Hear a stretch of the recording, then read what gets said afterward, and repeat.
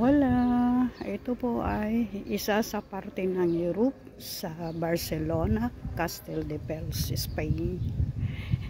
Nandito po tayo ngayon para pumasyal. Yan.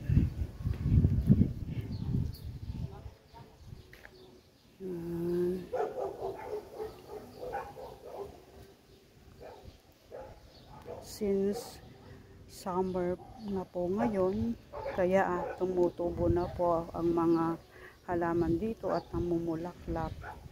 Yan sila.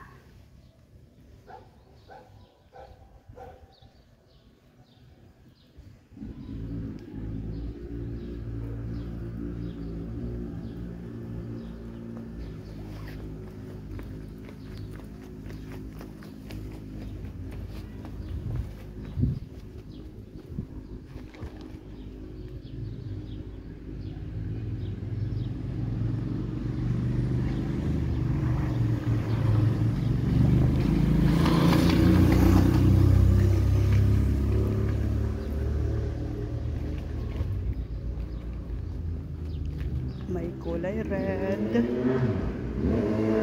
may kulay white. Yan po ang makikita nyo dito pag summer. Yan, summer na summer at ang init-init po.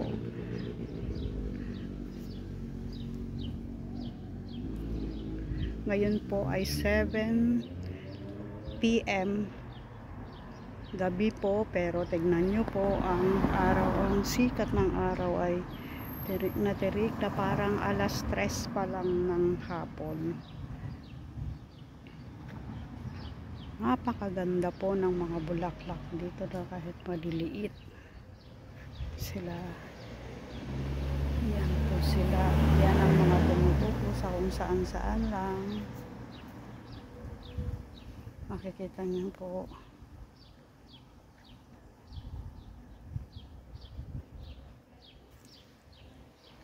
Yun. At dito po sa lugar na ito ay may marami pong nagtatapon, at yung mga tinatapon nila, ayan, pag dumaan ka at nakita mo, pwede mo siyang kunin at pulutin.